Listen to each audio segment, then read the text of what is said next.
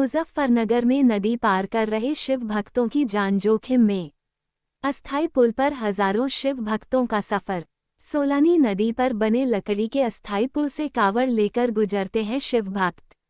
ग्रामीणों द्वारा इस पुल को हर साल सिर्फ कावड़ यात्रा के दौरान बनाया जाता है।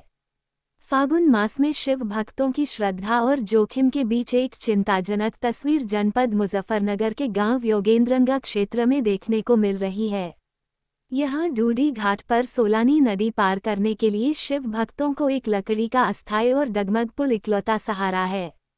इसी के सहारे हर साल लाखों की संख्या में कावड़ लेकर जा रहे भक्तों को अपनी जान जोखिम में डालकर नदी पार करनी पड़ती है।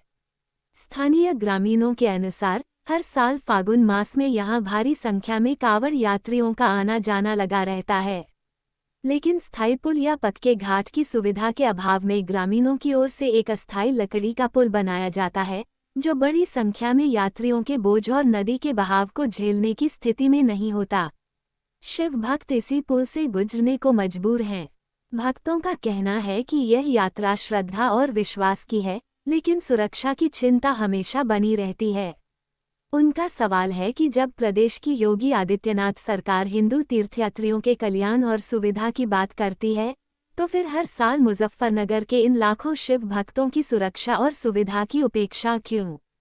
कावड़ यात्रियों ने प्रशासन और सरकार से मांग की है कि इस महत्वपूर्ण मार्ग पर एक मजबूत और स्थायी पुल का निर्माण किया जाए, ताकि उनकी श्रद्धा की यात्रा सुरक्षित और सहज हो सके। न्यूज़ 10 से नूर मोहम्मद व जितेंद्र। जी, नाम बताइए अपना। मेरा नाम लोकपाल सिंह, मैं योगेंद्रनगर का रहने वाला हूं। और यहाँ कम से कम हमारी आज से भी पहले इसी रास्ते को भोले आते हैं। कम से कम 1.5 पौने 2 लाख कावड़ यहाँ को निकलता है। और हम हर वर्ष जब से होश हमारी सरकार से अनुरोध करते हैं, सर ये स्थायी पुलिया बन जा तो अच्छा है, पर ये सभी गांव वाले इकट्ठा करके भोलों की परेशानियों को देखते हुए ये कच्चा पुल बनाना पड़ता है। और इसकी कोई गारंटी भी नहीं है। एक साल ये टूट गया था, भोले तो चोट लगी बहुत। पर जब से यहाँ 10-12 आदमी इसकी देख रेख में रहते हैं, भाई टूट ना जा, कभी गांव वाले भी फंसे, तो हम सरकार से अनुरोध करते हैं ये स्थायी पुलिया 10 फुट चौड़ी भी बन जा तो बहुत अच्छा है। नाम बताइए अपना। मनोज कुमार जी। कितने सालों से कावड़ सन 89 से जी। उस जमाने से बिलावा जब यहाँ घास कैसा पुल बना रहा, 2 रुपए लेख रहे, जब बिलाए मैंने दिए, पर लेकिन इसकी व्यवस्था ना करी गई सरकार पर आज तक।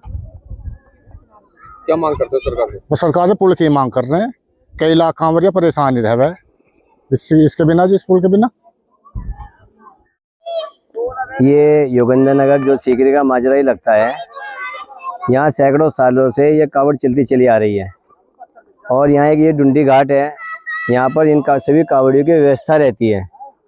मगर कुछ चीज़ें ऐसी हैं कि व्यवस्था को बिगड़ने की थोड़ी सी परेशानी रहती है, जिसमें एक सबसे बड़ी समस्या आप पीछे देख पाएंगे इस पुल की है, जो अस्थायी पुल है। कभी भी किसी वक्त भी इसमें कोई भी दुर्घटना घट सकती है। पिछले कुछ सालों पहले भी इस तरह का ये पुल, जब इस पर कावड़िए हमारे निकल कर आ रहे थे, तो ये जो पुल है ये बैठ गया था।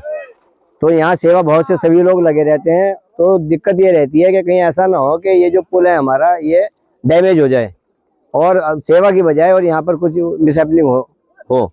तो सरकार से हमारा अनुरोध है कि इसको पुल को पूरा पक्का बना दिया जाए। कई बार अधिकारी आते हैं, इसकी जांच करते हैं, मेजरमेंट करते हैं, नपाई सफाई सब होती है, मगर पुल नहीं बन पाता।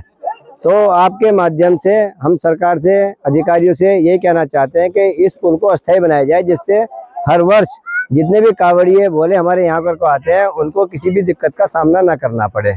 ये जो कावड़ है ये कोई आज की नहीं है, सैकड़ों सालों से चलती चली आ रही है। ये एक रुकने का माध्यम है। यहाँ पर जो डुंडी घाट है, यहाँ पर हर वर्ष बहुत बड़ा शिव शक्ति कावड़ भंडारा लगाया जाता है और गांव के तमाम ग्रामवासी इसमें शिरकत करते हैं। इसके अंदर आकर के अपनी सेवा भाव से भंडारा चलाते हैं। तो हमारा तो यही अनुरोध है कि ये जो आप पीछे पुल देख रहे हैं, पुलिया देख रहे हैं, इसका निस्तारण किसी भी तरीके से हो। ये पक्का पुल बन जाना चाहिए, जिससे हमारे भोलों को, भाइयों को इस पे असुविधा का सामना ना करना पड़े। नाम बताइए अपना। वेदपाल। तो क्या मामला है यहाँ पर? ये गांव वाले ही पुल बनवाते हैं जी, और कई बार सरकारी अधिकारी आए और यहाँ देखकर चले गए, लेकिन इसका कोई अभी तक समाधान नहीं हो पाया। तो हमारी तो यही सरकार से ख्वाहिश है कि भाई ये पुल जो है सरकारी बन जा, ताकि गांव वालों की जिम्मेदारी हट जा, क्योंकि अगर कोई दुर्घटना होगी तो इसमें गांव वाले फंस जाएंगे। हम तो हैं सेवा के उसमें, और ऊपर से हमारे पे आरोप भी लग सकता है इसका, अगर कोई यहाँ सी घटना घट गई। तो यही चाह रहे हम तो, सरकार से यही निवेदन है ताकि ये काम हमारा हो जाना चाहिए।